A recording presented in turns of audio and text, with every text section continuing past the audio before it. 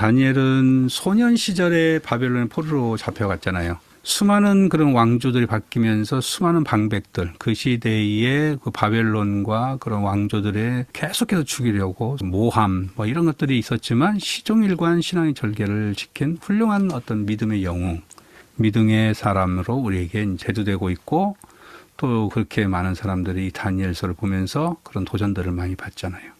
그 당시에 이제 그 바벨론에서 유아 정책을 취함으로 인해서 이스라엘에 온 사람들의 주로 이제 부유층 자녀들, 그런 자녀들을 조금 이제 불러다가 가르치고 앞으로 이 블레셋의 나라에 흡수시켜가지고 정치를 해 나가고 그런 인재들을 등용시키려고, 이런 하나의 그 이스라엘의 유아 정책이죠.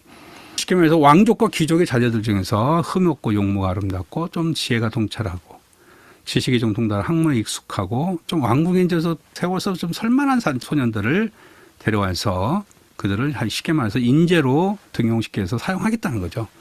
3년 동안의 모든 기간을 통해서 그들에게 백성으로서 그냥 종살이, 종의 신분으로 살아가는 게 아니라 너희들에게 왕족의 그런 삶을 계속 이어가게 만들겠다라는 굉장히 호의 정책을 보낸 겁니다.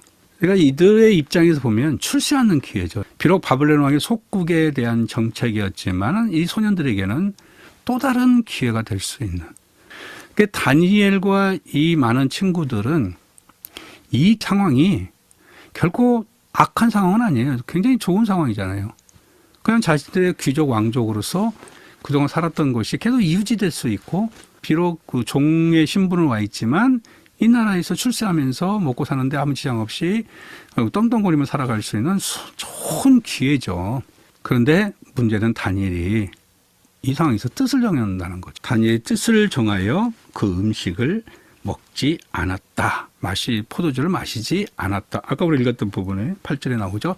뜻을 정하여. 신앙의 절개를 지켰다는 거죠. 왕이 먹는 음식이라는 것은 굉장히 최상품이잖아요. 이것을 거부한다? 쉽지 않은 거죠. 그런데 궁중에 쓰는 모든 음식은 우상 앞에 들였다 나온 재물이에요. 이 다니엘이 사실 이거 먹는다고 해서 문제는 되는 건 아니에요. 왜냐하면 아무리 벨벤로드기라는 재물 앞에 바쳤다 하더라도 생각해 보세요. 신앙인들은 그거 인정 안 하잖아요. 그 우상이라는 게 다 허상이라는 거니까. 그게 먹어도 되는데 나는 오직 하나님밖에는 그냥 인정하지 않는다는 차원에서 안 먹는 거고 뜻을 정한 거죠. 그것을 이제 환관장에게 얘기를 하는 거죠. 근데 환관장은 어떻게 보면은 지금 왕의 명령을 받은 책임자로서 위험한 상황이죠. 그래서 다니엘 세 친구들에게 이제 예를 들어 내가 너희들을 책임지고 있는데 너희들이 만약에 얼굴이 초췌해지거나 제대로 음식을 먹지 않음으로 인해서 취해지면 내가 왕에게 내가 죽게 되는 상황이기 때문에 이거는 될 수가 없다라고 얘기하지만, 그때 그 환관장의 마음을 변화시키고 그 움직이게 한 것은, 다니엘은 뜻은 정하게 했지만은 그것을 변화시키게 한 것은 누구냐면 하나님입니다. 9절 말씀, 하나님이 다니엘로 하여금 환관장에게 은혜와 궁유를 얻게 하셨다. 뜻은 다니엘이 정했지만 환관장의 마음속에 은혜와 궁유를 얻게 하신 것은 누구다? 하나님이라는 겁니다. 환관장의 마음을 하나님이 궁유를 얻게끔 만들었던 거예요. 그래서 이 환관장이 다니엘의 제안을 받아들이죠. 그 제안이 뭐냐면 열흘만 시험을 해봅시다. 저 소년들은 다 왕에서 주는 진미와 포도주를 마시게 하고 나는 늘 내가 먹는 채소를 먹음으로 인해서 열흘 후에 어떻게 되는지 한번 봅시다 라고 그렇게 제안을 했는데, 그 제안을 받아들일 수 있도록 그 마음을 움직인 건 하나님이라는 거죠. 열흘 후에 그들의 얼굴이 더욱 아름답고 살이 더욱 윤택하여 왕의 음식을 먹는 다른 소년보다 더 좋아 보인지라. 이게 결론이에요. 하나님이 지켜준 줄 믿습니다.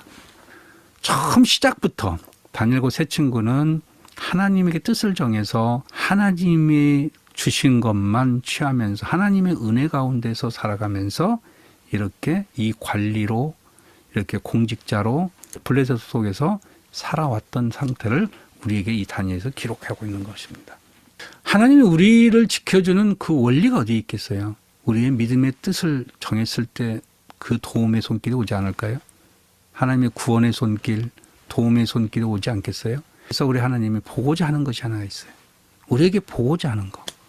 신앙의 절개입니다. 믿음의 절개입니다. 단호하게 신앙의 절개를 지켜가는 것, 흔들리지 않는 모습, 믿음을 지켜나가는 모습, 이것이 하나님이 우리를 계속해서 지켜주게 되는 가장 큰 원동력이라고 저는 믿습니다. 그런 신앙의 승리를, 믿음의 승리를 갖기를 간절히 바랍니다.